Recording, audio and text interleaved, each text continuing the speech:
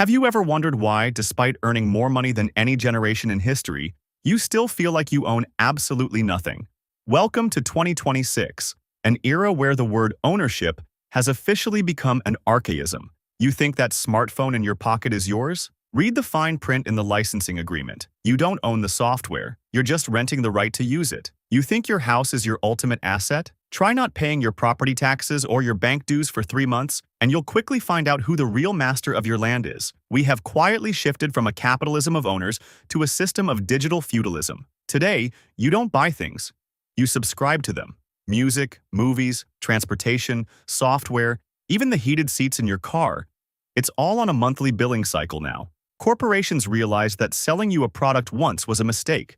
It's far more profitable to force you to pay for access to your own life every single month until the day you die. It's called the subscription economy, and it wasn't designed for your convenience. It was designed to ensure you can never accumulate capital, because capital is freedom, and a tenant is never truly free. If you're earning that coveted $100,000 a year, you are the perfect target. You're rich enough to afford every convenient subscription, but you're just busy enough not to notice how these microtransactions are hemorrhaging your future. Today, I'm going to show you how this invisible lease trap actually works, why the middle class is being intentionally stripped of the right to own assets, and most importantly, I'm giving you the blueprint to opt out of this system while you still have something left to call your own. This is Jack Finance, and today, we're taking back the right to own. Let's talk about the biggest lie in your portfolio, your savings account. You've been told that putting money in the bank is safe, but in 2026, the word safe is just marketing speak for slowly disappearing. When you deposit $1 into a commercial bank, you are no longer the owner of that dollar. Legally, you've just become an unsecured creditor. You've given the bank a low-interest loan, which they then use to leverage 10 to 1 to bet against you in the markets or lend back to your neighbor at 8% interest. But it's worse than that. While your numbers stay the same on the screen, their power is being surgically removed. Think of your bank balance like a battery that's leaking 7% of its charge every single year through silent inflation. You aren't saving wealth. You're holding a melting ice cube and calling it an asset. And then there's the control factor. In a world shifting towards central bank digital currencies, CBDCs, your money is no longer a tool of freedom. It's a programmable permission slip. We are entering an era where your ability to spend your own money can be toggled on or off based on your social credit, your carbon footprint, or simply because the system needs to stimulate the economy. The middle class is obsessed with the quantity of their dollars. The wealthy are obsessed with the utility and sovereignty of their assets. If your wealth requires a third party's permission to exist, you don't own it. You're just renting a lifestyle from the financial elite, and they can raise the rent whenever they want. This is the illusion of wealth. You're working 60 hours a week for a currency that is designed to lose value, stored in a system designed to restrict its use. You aren't building a kingdom. You're just decorating a prison cell that you pay for every single day.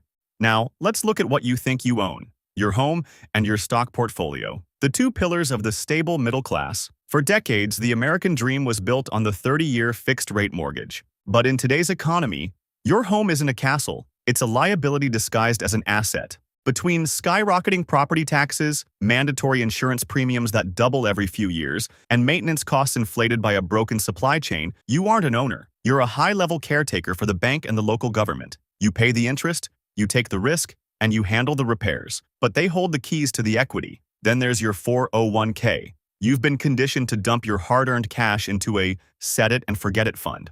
But look closer. You don't own those shares. You own an entitlement to those shares held in a convoluted chain of intermediaries. In a systemic liquidity crisis, your digital digits on a brokerage screen are subject to the fine print of counterparty risk. If the institution fails, you aren't the first in line to get paid. You're the last.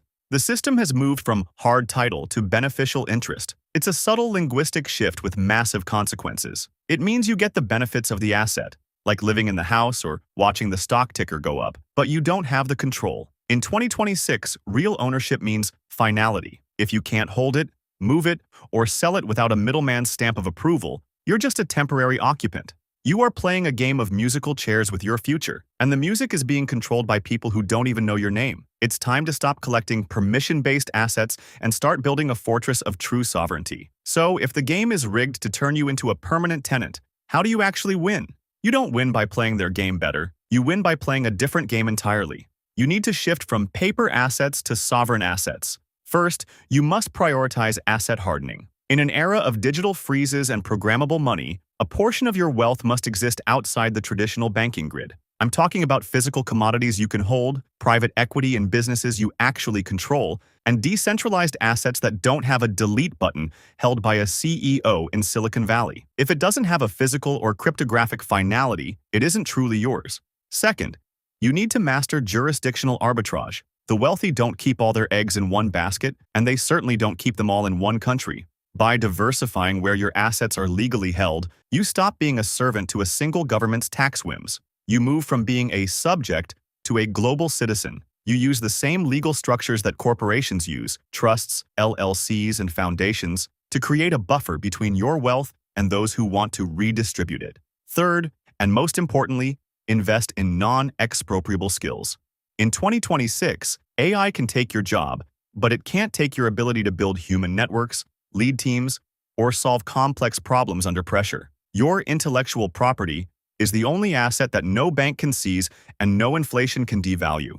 The goal isn't to just have a high income, it's to have independent cash flow. Stop buying stuff that requires a subscription and start buying machines that produce revenue. Whether it's an automated digital business, a piece of productive land, or a private lending contract, your focus must be on owning the source, not just the output. True wealth isn't about how much you can spend. It's about how much of your life you actually own. It's about being able to say no to a system that demands your constant compliance in exchange for a temporary sense of security. The world of 2026 isn't going back to the way things were. The subscription economy is just the first layer of a much deeper transformation. The era of passive ownership is dead. From here on out, if you aren't actively defending your sovereignty, you are inadvertently consenting to your own obsolescence. You can continue to play the game they designed for you, working for depreciating digits, living in leased spaces, and hoping the music never stops. Or you can start making the hard pivots today. You can start prioritizing hard assets, building independent cash flow, and reclaiming the most valuable thing you will ever own, your time. The system relies on your distraction. It thrives on your debt. But it fears your independence. This isn't just about finance. It's about who holds the remote control to your life. I've laid out the blueprint, but the choice to exit the 100K trap and the ownership mirage is yours. If you're ready to stop being a digital tenant and start becoming a sovereign owner, hit that subscribe button. We're going deep into the strategies that the elite use to stay ahead while everyone else is falling behind. This is Jack Finance. Own your assets. Own your future. I'll see you in the next one.